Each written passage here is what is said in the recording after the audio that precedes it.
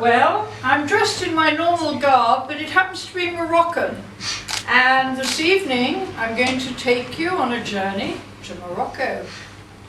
Before I do, I want to tell you I'm now hosting a salon, Jilliana's Salon, spoken word salon, and it happens to be the first Tuesday of the month, and it's going to be Tuesday coming, at Fudgies, and I'm looking for poets and storytellers. There's no music, but I'm desperate for storytellers. True life, preferably. Right, this is entitled Pigeon Pie. Has anyone here been to Morocco? Yeah. Yeah, has anyone tasted pigeon pie? Yeah. Good, good. Pigeon or rabbit's better. Pigeon pie is the national dish. Right, here goes. Pigeon pie. Moroccan pigeon pie is a sumptuous spiced poultry pie using swab pigeons, enriched with ground almonds, sugar and cinnamon, encased in crispy filo pastry. As a discerning individual, when Abessaman, the son of the restaurant Goût de Meknes owner, invited me to sample his mother's pastilla, I salivated just thinking about the taste. I was in Morocco, having been invited to a traditional wedding by the bride herself, Cihan. I had met Cihan briefly in Antalya, Turkey, on holiday with her mother. Born in France, Cihan lived in Saint-Tropez, but her religious Muslim mother came from Meknes and still wore the veil. When I asked Cihan if she had a boyfriend, she told me she was getting married in November. I wished her good luck, and surprisingly, she invited me, a complete stranger, to her wedding in Meknes. I go where I'm called in life and believe in happenstance. I announced I would come. She was a lovely person, and I loved fascinating Morocco, having been twice before. Back in Brighton, I began researching riads in the imperial cities of Meknes and Fez, and got very excited, visualizing in my mind souks filled with colourful hand-woven textiles, kaftans and jewellery. I bought this in Fez, by the way. I discovered the charming Riad Ritage in Meknes on the internet and immediately became friendly with the owners, Saeed, his younger brother Omar, and adorable sister Salma on arrival.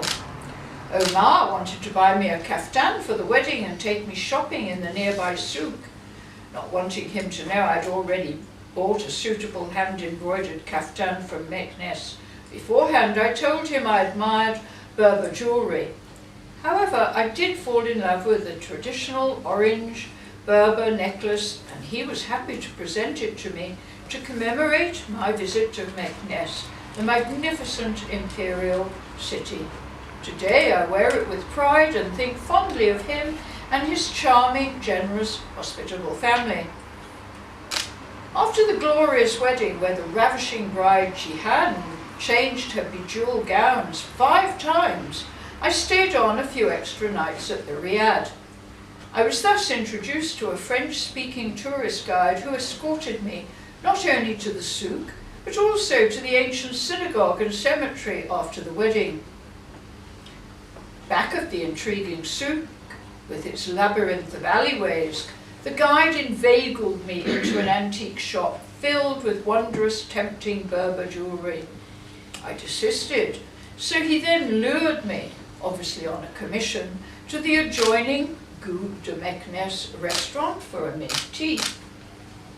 On entering, his friend, Abdesamad Ben Zib, can't even pronounce it, grabbed my hand and boldly kissed it with his lips touching my fingers.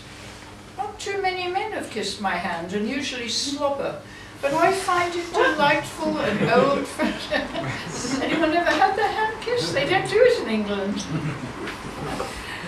However, he lingered a fraction of a second too long, squeezing my fingers and gazing into my eyes with a leering smile. I knew what was on his mind. Oh lust.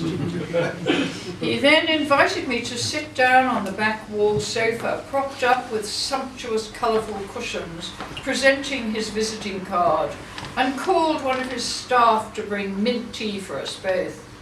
My guide immediately tactfully vanished on cue, and I was left alone with this young frisky puppy. He gazed into my eyes, saying I must come back on Monday to taste his mother's wondrous pigeon pie. How could I resist such a temptation? It was clear it was a seductive invitation, especially when he told me he was attracted to older women, and quite naturally asked my age. Mon Dieu, or should I say Allah, looking for a foreign sugar mummy, no doubt.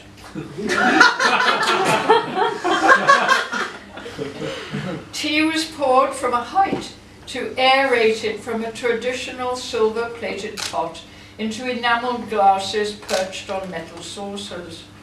I told him about Jihan's wedding, but he seemed more interested in telling me about an older Italian lady in her 50s who came from Rome to visit him every year for her erotic pleasure with him. Then he gave me the menu of what he provided, front and back, in and out, up and down, et al. And he fished out of his hand a tooled leather wallet with a photo of the poor defenceless, headless, naked woman in the shower, full frontal, with her abundant dark pubes. A sight to behold, without her knowledge and permission for sure. My guide came back and we agreed I would return for the promised pastilla on Monday, the next day. However, on Monday I had other fish to fry with my guide, and so he escorted me back to the restaurant on Tuesday, especially for the promised complimentary pie. When it finally arrived, all alone on a large, decorative, beautiful ceramic plate without any vegetables, I tucked in with gustatory anticipation, but it was not good. In fact, I only ate half, saying I'd had a large breakfast in my riad and was not hungry. Perhaps it had been made on Monday and served up on Tuesday. Young Abestamed was nowhere to be found when the bill came on a silver-plated platter. A bill? I was most indignant and insisted I had been invited. Abdesamat was in the antique shop, probably hiding from me, knowing his pie investment had not yielded growth. I complained about being given a bill, especially as he knew I was a senior TripAdvisor reviewer and would be reviewing his restaurant. He mumbled he'd invited me on Monday and not Tuesday, and the bill must have been issued in error. My guide dragged me away at the pivotal moment. Did youthful Abdesamad really think he'd get me in the shower for a pastilla? Allah!